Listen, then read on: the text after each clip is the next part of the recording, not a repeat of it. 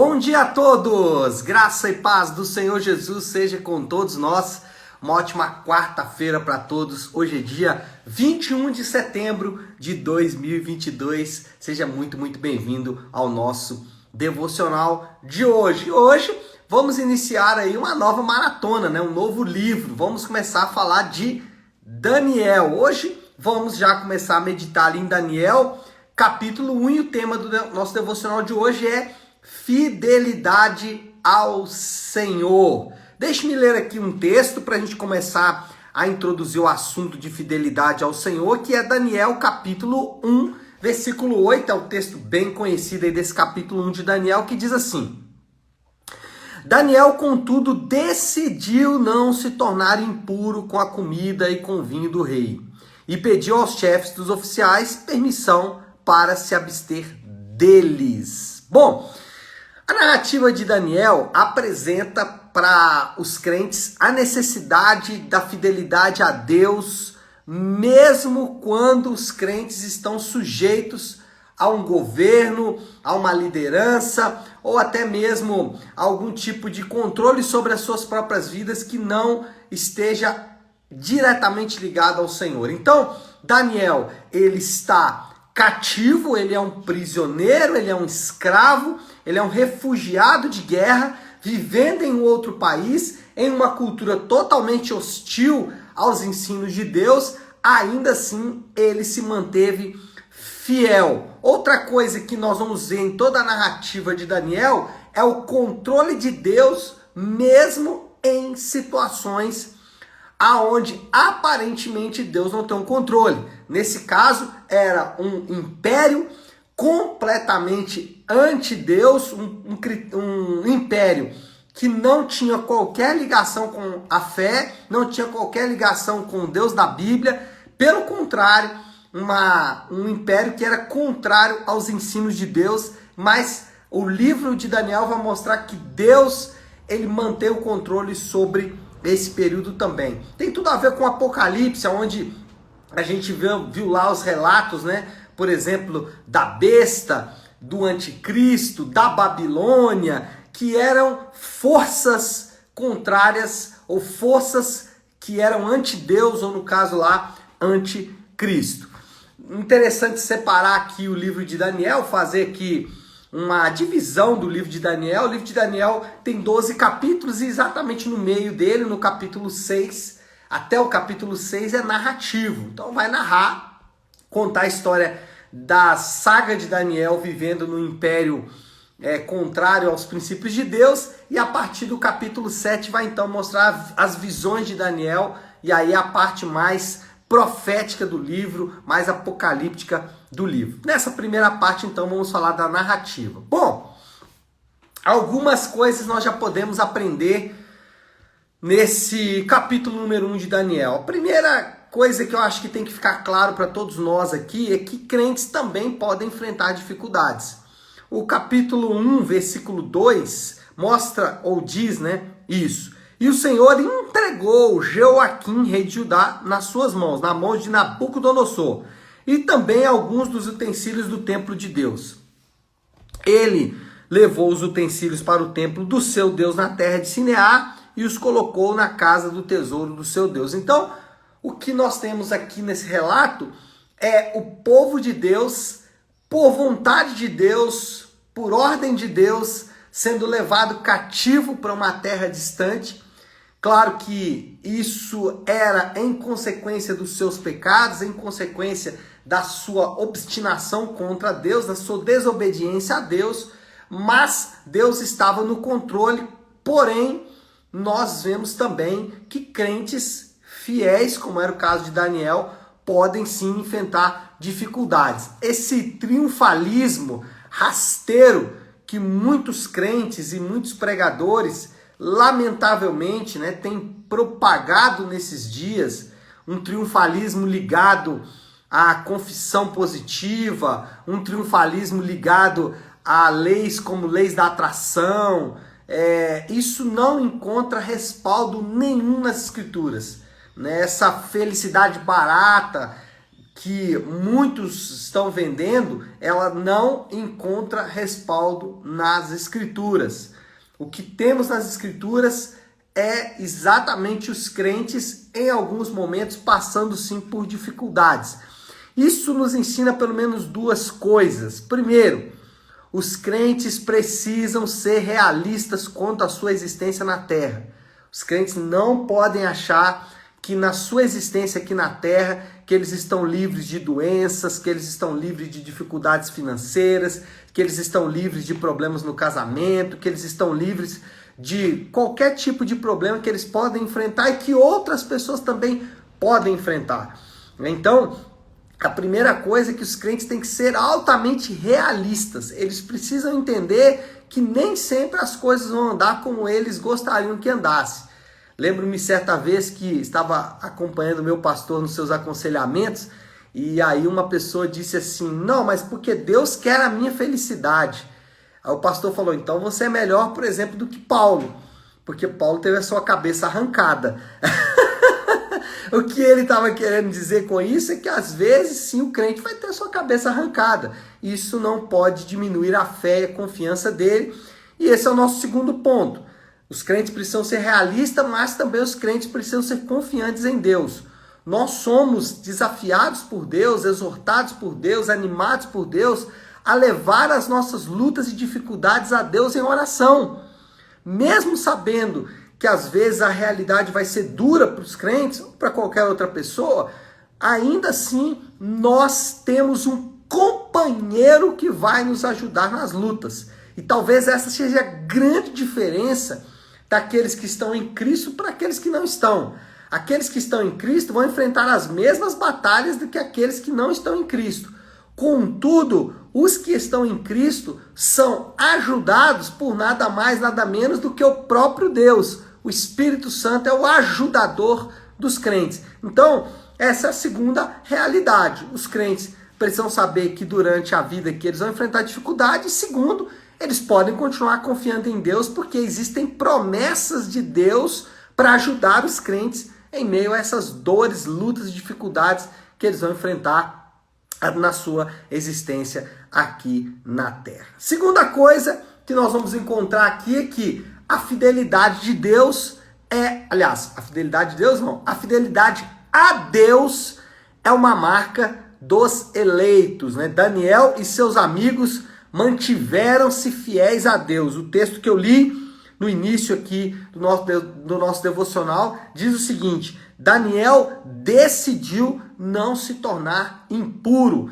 Então, fidelidade a Deus é a marca de alguém eleito, é a marca de alguém salvo em Jesus Cristo. Aquele que nasceu de novo, ele vai ser marcadamente fiel a Deus, ele vai ser marcadamente fiel aos princípios da palavra de Deus. Agora, o que significa ser fiel? Ser dizimista, ir na igreja? Todas essas coisas fazem parte, até porque todas essas coisas são mandamentos de Deus. Mas não só isso. O que significa ser fiel? Ser fiel significa não quebrar princípios. O crente pode até cometer os seus pecados e vai cometer. Porém, em relação aos princípios, ele se mantém fiel. Como isso pode ser na prática? O crente, ele pode até deslizar de vez em vez. Isso vai acontecer.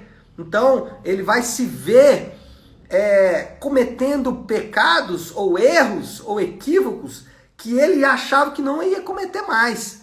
Eu me lembro de um irmão que convivi com ele alguns anos atrás, que ele era conhecido pelo seu estupim curto. Então ele estourava com muita facilidade. E aí, certa vez ele deu um estouro e alguém disse, para mim, nossa, mas fulano de tal, como pode? É crente, estourou. Eu disse assim, olha, o que marca a fidelidade dele não é o fato dele estourar ou não. Porque ainda que eu sei que ele não gostaria de fazer isso, lamentavelmente a existência dele nessa terra, ele vai ter que lidar com isso. Mas olha lá para você como é que ele está, arrependido, triste, magoado com a situação, profundamente arrependido. Então isso sim mostra alguém que é fiel a Deus, que sabe que princípios não podem ser quebrados em hipótese alguma. Segunda coisa, o que é ser fiel? Não achar que Deus faz acepção de pessoas. Isso é um ponto. O que acontece com muitos crentes é achar que Deus faz acepção de pessoas em benefício dele. Ele até fala, né? Conhece o texto bíblico, sabe que Deus não faz acepção de pessoas. Mas na cabeça dele, Deus vai tratá-lo de maneira diferente dos outros. Então Deus vai compreender, né? Normalmente o infiel a Deus, nesse caso, ele vai dizer uma frase muito comum. Ele vai falar assim: Deus conhece o meu coração. Deus conhece tanto o seu coração que trocou ele, criatura. Mas essa é a expressão de alguém que fala que Deus não faz acepção de pessoas, mas na prática ele age como se Deus fizesse. O que se torna uma grande injustiça. Por quê? Imagina se Deus fosse levar em conta as nuances que predominam as nossas vidas, às vezes, que nos levam a quebrar princípios. Então vamos lá. Duas pessoas, um que se mantém fiel a Deus e que se esforça para ser fiel a Deus e que às vezes até perde a sua cabeça. Caso do apóstolo Paulo. O apóstolo Paulo foi fiel a Deus, perdeu a sua cabeça. Né? Agora outro crente fala assim: não, Deus vai me entender, vai compreender. Se Deus fizer isso, ele está sendo injusto com aquele que perdeu a sua cabeça. Então, um crente fiel sabe, Deus não faz acepção de pessoas. A palavra de Deus é para todo mundo. E terceiro, o que é ser fiel? É manter a humildade. É saber que tudo o que ele fez por causa da ação do Espírito Santo dentro dele. Um crente fiel é um crente humilde, porque ele sabe que nada de bom vem dele mesmo, tudo de bom que ele tem vem do Senhor. Tem uma frase que a gente nunca sabe quem é o autor, né? Porque roda aí a internet, mas alguns dizem que é John Piper, outros vão dizer que é Lutero, mas enfim, a frase é o seguinte: tudo de mal que você vê em mim é eu mesmo, e tudo de bom que você vê é Deus. Então é mais ou menos isso aí. O crente fiel tem esse discurso alinhado. Terceiro, a bênção de Deus acompanha os fiéis. Então, primeiro, os crentes vão enfrentar e podem enfrentar dificuldades. Segundo, fidelidade é a marca dos eleitos. Terceiro, a bênção de Deus acompanha os fiéis. Deixa eu ler aqui o versículo 17, diz assim: a esses 4 jovens, Deus deu sabedoria e inteligência para conhecerem todos os aspectos da cultura e da ciência. E Daniel, além disso, sabia interpretar todo tipo de visões e sonhos. Então, esses 4 amigos, né, Daniel e seus 3 amigos, Sadraque, Mesaque e Abidnego, ou Ananias, Misael e Azarias, esses 4 judeus aqui, foram abençoados por Deus no reino dos homens.